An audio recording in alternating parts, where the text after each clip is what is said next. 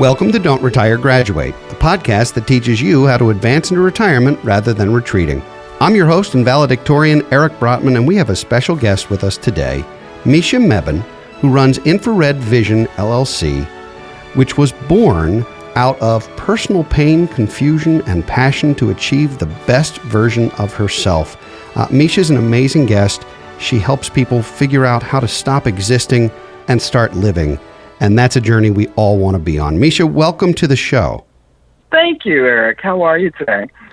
I'm doing great, and I'm really excited to talk to you. Your story is truly remarkable, and I think it would be best to start for our listeners just with some background and tell us how you came to be doing what you're doing and how you got to be involved with helping to transform, redefine, rebuild, and restore lives. Well, it's an honor to be with you today, and I just come straight from a foundation of authenticity, Eric.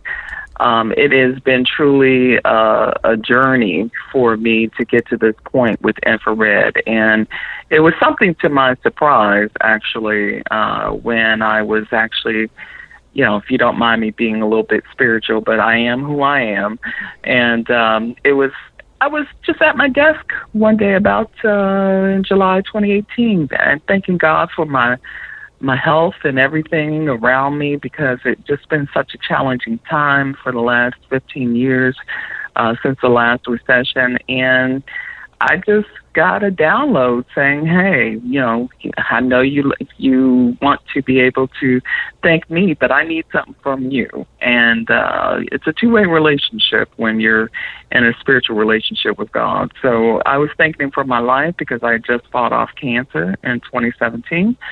And basically, infrared vision was birthed out of the fact that I remember in the last recession that we had back in 2008, 9, 10, I was working for a couple employers and got laid off. I've always been in sales, Eric, since 1993. Sold many things from ball bearings, temporary service, you name it, I've done it basically. Copiers, when you meet a copier rep, Eric, I tell you, they are the people that hit the foundation and hit it hard and get it done.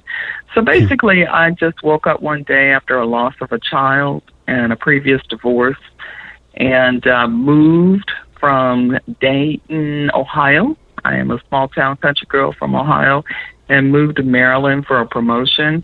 And I just, right around that time, I was about 43, and I just looked in the mirror one day, Eric, and was like, you're better than this. I was feeling somewhat depressed.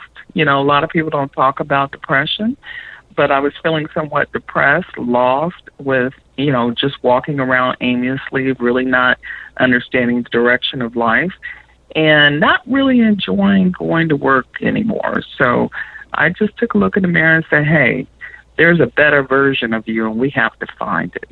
So you've painted an amazing picture for us, and certainly it sounds like an epiphany or a series of revelations, which is terrific. What was the first step? You took a promotion, you moved to Maryland. Incidentally, I have a business partner who moved from Cincinnati to Maryland to join our firm a couple of years ago. So there's a migration from Ohio to Maryland happening, whether people know it or not. So what was the you told us sort of what the trigger event was and what the epiphany was, the aha moment that you had. But what were the tangible steps that you took to begin sort of changing that trajectory, that track? Well, if you want to laugh with me for a moment, most people look in the mirror to wash their face. If you're male and shave and make sure you have a pretty smile. A woman puts on her makeup, fluffs her hair, and makes sure she has a pretty smile. And I can remember the day that I just stood in the mirror for about 2 or 3 hours, because part of infrared vision's message when you're talking about redefining yourself, it is a inward journey that you just have to, and for me, that I had to stand in the mirror and just stop. You know how we get up and just go to work every single day? We're kind of like robots. And I stood in the mirror for a really long time and just took a real long evaluation of myself personally and professionally. And what I saw looking back at me was the mere fact that I was better than some of my relationship choices. I was better than some of the decisions that I was making in terms of my professional. Because I am talented at sales, I realized that the companies that I was working for, they were actually making more money than I was in my check. So I was like, wow, you need to separate yourself from a job, and you need to redefine your identity in order to take the next steps. And what happened after that was amazing. I actually quit my job. I actually worked a job first, and then took on a sideline to help a company out in Nashville, Tennessee to grow. It's a pharma company called RP Returns. And through that, I went to work every single day at a company where I was helping shop owners grow. So I actually had a job where I was in a call center taking calls, which originally I thought it was beneath me. But then at that particular job, that's where I met myself in terms of a vision, because the president of that particular company had a mandate that you would create a vision board and sit it on your desk every single day. Now, I'll be honest with you, Eric, at first, I did not believe in this vision board sitting on my desk, but I went to this job that I hated because the shop owners were cussing me out every single day. I'm just being blunt, about trying to improve them and their lives in terms of their businesses. And I've been in this 30-something years, Mesha. What could you teach me by me coming out to this class? And then on the side, I would go home and I would take it from zero and helping this particular company grow with the pharma on the side.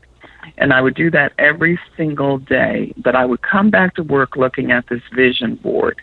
And the vision board became a real tool for me. I took it seriously probably after the first year, because at that particular company I was working for that I didn't like, it was such a mandatory thing that it would make you think beyond what was in front of you. So even though I took a job that was half of the income that I used to make in the last layoff, I found out through the vision board that I was better than what I was putting into the work. And what came out of that in February 2015, Eric, I was able to quit my day job because I built up so much revenue on my sideline that I just came home and became a full-time entrepreneur. So I took a vision, redefined myself, and birthed out of that infrared vision. That is what I call a graduation. So first of all, congratulations for taking the leap. There's something about trudging to a job you don't like that is so, it makes you downtrodden, and it really does beat on you. And being able to scratch the entrepreneurial itch and determine, to determine your own fate, your own future, your own destiny, it matters. There's no question. And for the right people, some people would prefer not to have that kind of uncertainty because, when you're doing a side hustle, and you're sure you're not millennial, right? Because millennials have cornered the side hustle market. But when you're sure, not a millennial. Okay. But when you're doing a side hustle. I started that at 43. But let me tell you, if you don't mind me telling you. Please. There is a theme behind that that is going to go deep below your skin for a moment. And hopefully your listeners can appreciate this.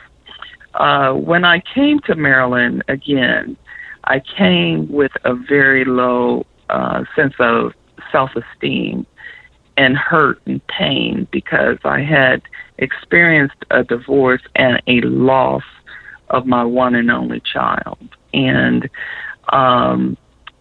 when I was in the hospital, I can remember the nurse tapping me on my shoulder because due to shock that she only lived for 12 hours. But she was like, you did not name her. What do you want to name her?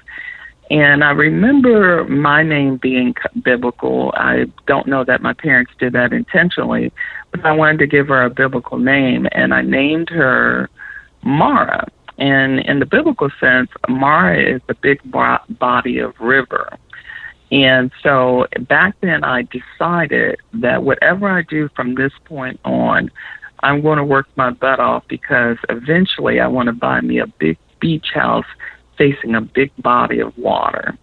And so my total inspiration has gone based off of my experience and just redefining who I am and moving to Maryland and moving to a step of rebuilding myself as well.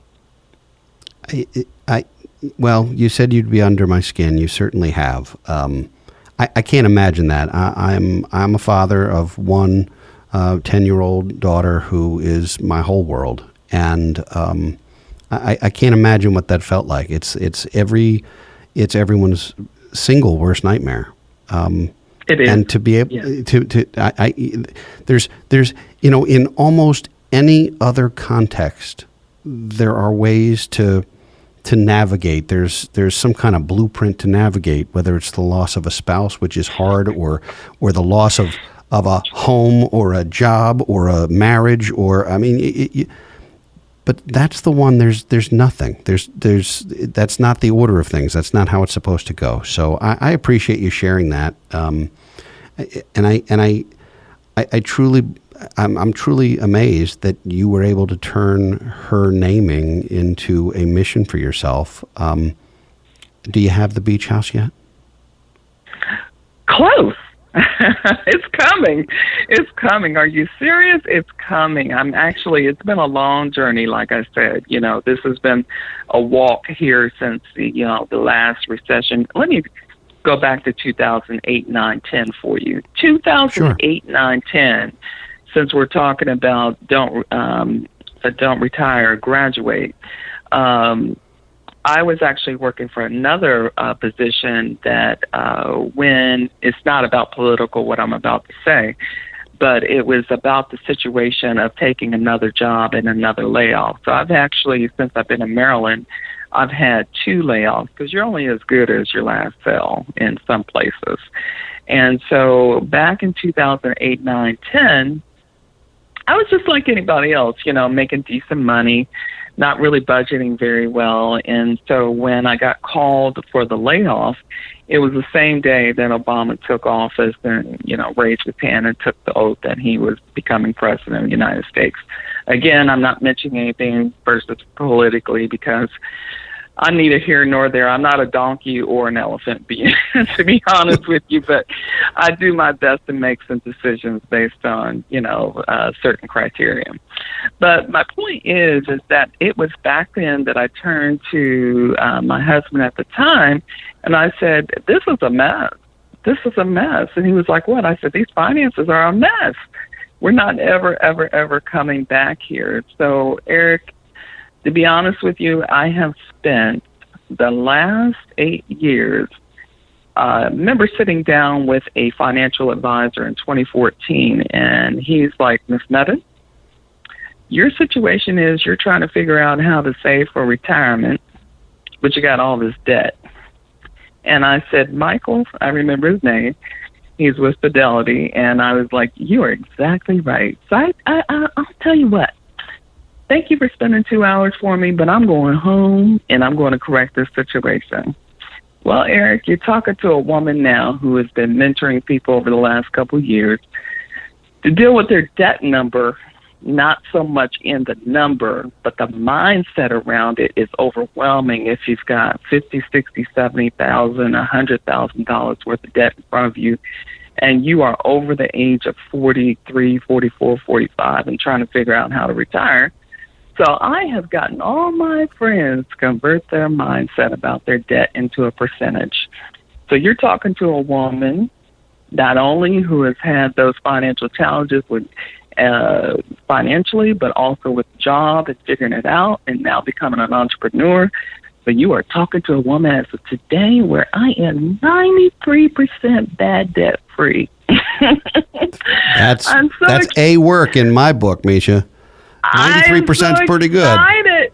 Yes, and I'm planning on knocking out the rest by the end of this year. I was going to ask you, where is the finish line? And if it's this calendar year, when you write that last check, whether it's a physical check or it's online or whatever, when you make that last payment and your consumer debt or personal debt or adverse debt free, I want you to remember that moment, bottle it, because one of the absolute determinants in my almost 30-year career working with families and working with individuals and seeing folks at all different levels of financial wherewithal and certainly of the debt spectrum, the happiest retirees have a few things in common, and one of them is being debt free. And that doesn't mean not to have a mortgage. I mean, if you're still looking at a place at the shore, you may wind up with a mortgage to do that. But the consumer debt it's a killer. And debt reduction plans are onerous, and no one likes to. People feel embarrassed. I mean, did you feel when you were and your husband at the time were talking about that? Was there embarrassment? Was there shame? Was there despair? Like what were the emotions you were feeling at the time when you left that financial advisor's office and said, we got to do this? It was everything, because it was embarrassment. It was like, I thought I was smart enough to, I thought I was doing an okay thing with my budget. But it felt heavy, Eric. It felt like a brick on my chest, because when you go through a couple of layoffs and you're trying to reorganize your finances, and may I mention back then in the last recession, I always refer back then because it is my point of change, absolute change. And you're sitting in front of the bank begging them to not take your house. You know what I mean? Everything was behind, and then you have that debt, and you're begging them to take. This is a beautiful story, if I can share it with you. Please. So I go face to face with Wells Fargo to save my house. We were like $8,000 or $9,000 behind in the payments. So I tell some friends about the reorganization that the banks were going to be at this particular school in PG County. And do you know, my friends got their reorganizations or refis done quickly. For me, once again, seems to be hard in my mind, like everything else. I kept getting no, Miss Mebane. Nope, we can't do it. We can't do it. We can't do it. So, Eric, after about 2 hours, I'm sitting there in tears in front of the young lady, and finally, my spiritual sense just kicks in once again. She said, "Ma'am, I can't do anything." And I looked at that young lady just as sure as I'm talking to you today. I said, "Do you believe in prayer?" And she said, "Yes." And I said, "Well, my friends, give me your hands, because we're about to pray over this situation, because I am not walking out of here without any kind of reorganization on my house. I am not losing that house. God bought it for me, and I know He's going to save it." So we dropped our heads in prayer. Eric, true story. Next 5 minutes, she looks up at me with tears in her eyes. She starts typing on the computer. She said, "Just a minute, one more thing. Next thing you know, not only did I get a yes, but I got the interest rate drop from 7.5% to 2% fixed for the rest of my life. Oh my goodness. Yes, so I am still standing in the house and the home office that almost got taken away. I tell you, if I could be straight up with you, Please. There is nothing in this world that gets done without walking by faith. You have to walk by faith and not by sight. If you ask me what my foundation is to get this life of mine since I was 43 and now I'm 54 turned around, to redefine, rebuild, and restore, it is only by faith and my belief in God. And that's how I'm able to talk to you today. This is a great story. Have you written a book, or I know you're doing a course, right? Do you have tell us about your program. Tell us about Infrared, because I know there are listeners out there who are having either financial difficulties or health difficulties, or, this is daunting. And 2020 has been in every way a unique year. And I'm so tired of hearing the term new normal. This year's been really, really hard on a lot of people. Tell us about your program. Tell us what you do. Okay, so I have built a company. Infrared Vision, of course, there's a lot of mentors and coaches out there. I mean, it's over $1 billion annual type industry. But I have decided that I did some research and I found out that there's not really a whole lot of companies that are focused on people who are 40, 50, 60 plus. And through the last 5 years of my research, I just realized that everyone seems to be focused on millennials or just, most popular things like growing a business or things like that.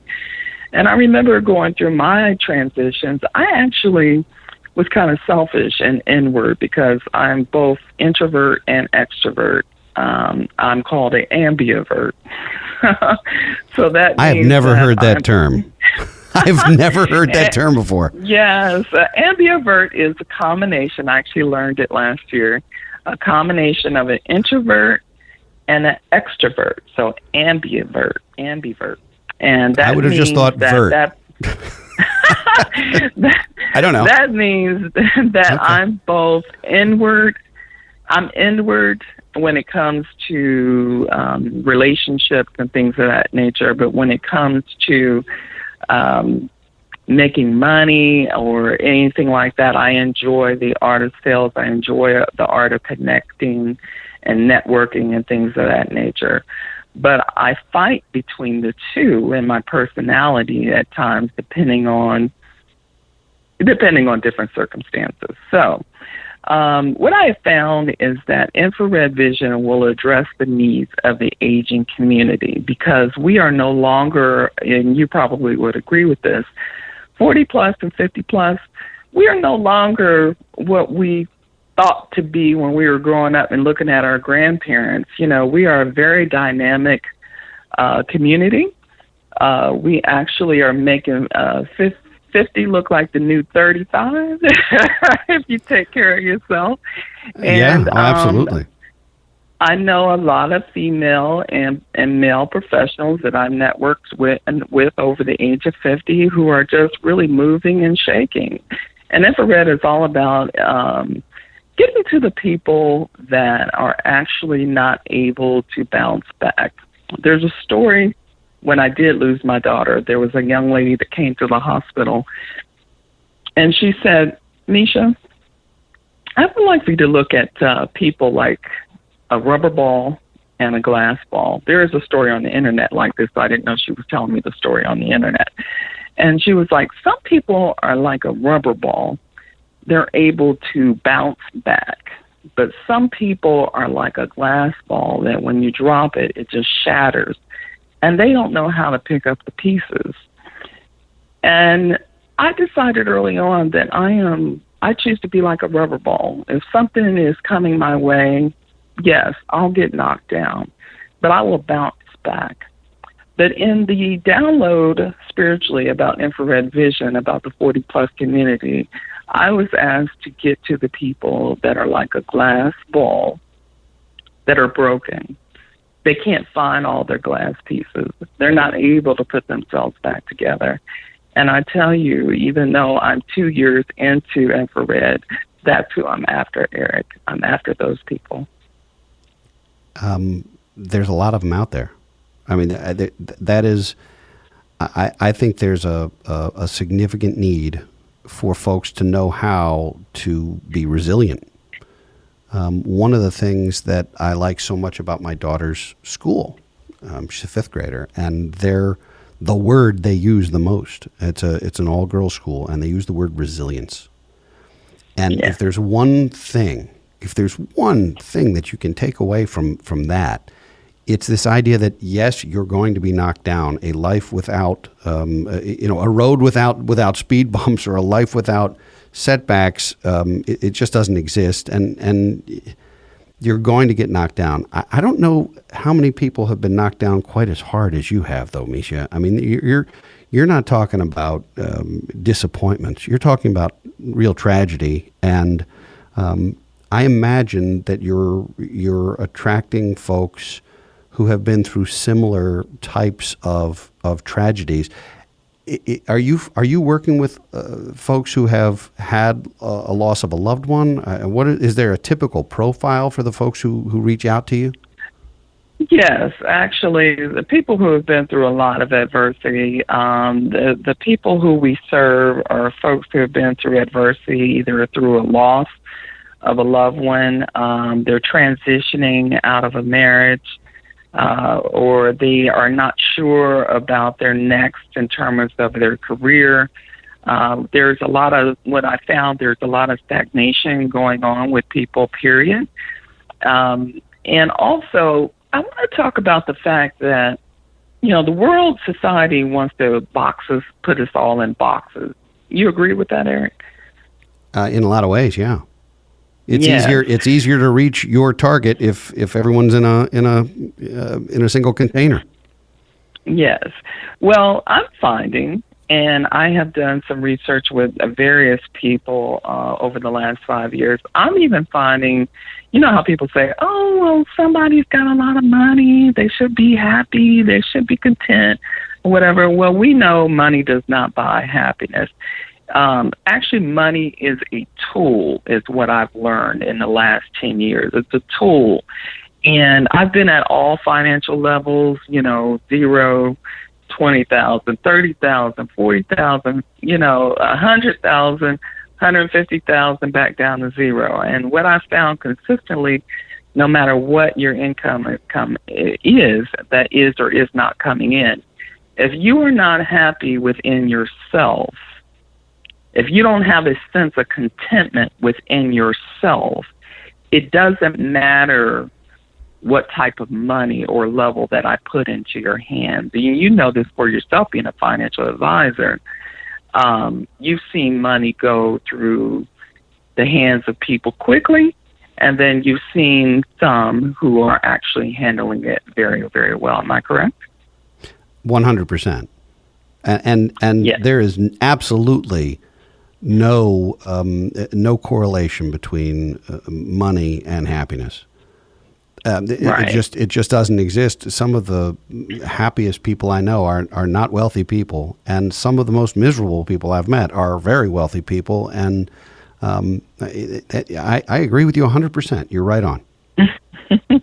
Well, what I have found with Infrared Vision's research, I actually used a research group between the ages of 35 and 75 in the last 5 years. I had vision board meetings, I had evaluations, I've done private conferences, and what I have found is that people are just really thirsty to be themselves. And if you don't know who you are, then you won't know how to authentically be yourself. And what I have found in my own transformation, and I want to deliver through Infrared Vision, moving forward, is for people to truly identify and get comfortable with themselves. For instance, I heard a story a couple of years ago about a CEO making $150,000 a year, and all he really wanted to do was go swim with the dolphins. But you want to know what the mindset behind that was? He was fixed on the mindset that he was worried about what about my prestige? What about other people's opinions and things of that nature? And Eric, I tell you, we all need to dispel the myth of worrying about other people's opinions. If you're a CEO and you don't like being a CEO and making all that money, then fine, stack your money, and you want to go swim with the dolphins, go swim with the dolphins. Who cares? Well, who cares? You if nailed it's going it. to make you happy. Yes. You nailed it. And, we're running out of time, and I could talk to you for 3 days, but we're running out of time. And one of the things that we always do on this show is request an extra credit assignment, which is that one nugget of wisdom, that one action that someone can take from having spent a half an hour with you. What would that one extra credit assignment be for our listeners today? I would like for anyone listening to my voice today is to really sit down and put a line down the middle of a piece of paper. And on one side of it, I would ask you a question. to ask yourself. Put at the top of the one side of the sheet of paper and ask yourself, am I living? And then on the other side of the sheet of the paper, ask yourself, or am I just existing? And in the middle sheet of the paper, in the middle, right in the middle, put the word why. And just sit there and meditate on that and write those things out in those columns. And if you're a little confused or unsure about what to do with that information, I offer you and invite you to visit www.infraredvision.org and visit to have a chat with me for free for about 30 minutes. And just to see if it's a good fit to answer some of those questions, because sometimes when you are by yourself and you're just trying to figure out what your next is, sometimes don't be like me who didn't ask for help, but sometimes you'll just need help in figuring out what that is all about, Eric. Mesha, that's a great assignment, and I hope people will take it to heart. I hope people will do just what you said and figure out if they're existing or if they're living and why. I hope they'll contact you and have a conversation with you. And you confided in me before we went on air today that this was the first time you'd ever guested on a podcast. So number one, well done. Number two, I'm so glad to have had an exclusive interview with you, because you'll always have one first, and this is it. And lastly, what I tell everyone who's going to do a podcast interview or any type of interview, the number one thing that they should always be is authentic. And I didn't say that to you because I didn't have to. You are as authentic as they come. So, Mesha, thank you. Thank you for spending time with us today. I do hope folks will reach out to you. I think it's amazing that you've been that rubber ball. And I also think it's amazing that a job you hated that forced you to do a vision board you didn't want has impacted your career in so many ways that's also a great story. So thanks for being here. Thank you. I'm humbled and honored to be on your show today, Eric. I do appreciate it. For all our listeners, please subscribe to our podcast, post comments and reviews. Don't Retire, Graduate is now a book available in print, Kindle, and audio formats. For more information or to order your copy, go to brotmanmedia.com/books or search for Eric Brotman on Amazon.com. To learn more about BFG Financial Advisors, visit us on social media or at bfgfa.com. We'll be back next week with another installment of Office Hours, and in 2 weeks with another engaging guest. For now, this is your host, Eric Brotman, reminding you, don't retire, graduate. From this day forward, let us begin visualizing our dreams and building our futures. Today, I implore you, don't retire, graduate. Visit our website at don'tretiregraduate.com to subscribe. And please like us and post comments on social media. Securities offered through Kestra Investment Services, LLC, Kestra IS, member FINRA SIPC. Investment advisory services offered through Kestra Advisory Services, LLC, Kestra AS, an affiliate of Kestra IS. Kestra IS or Kestra AS are not affiliated with Brotman Financial or any other entity discussed.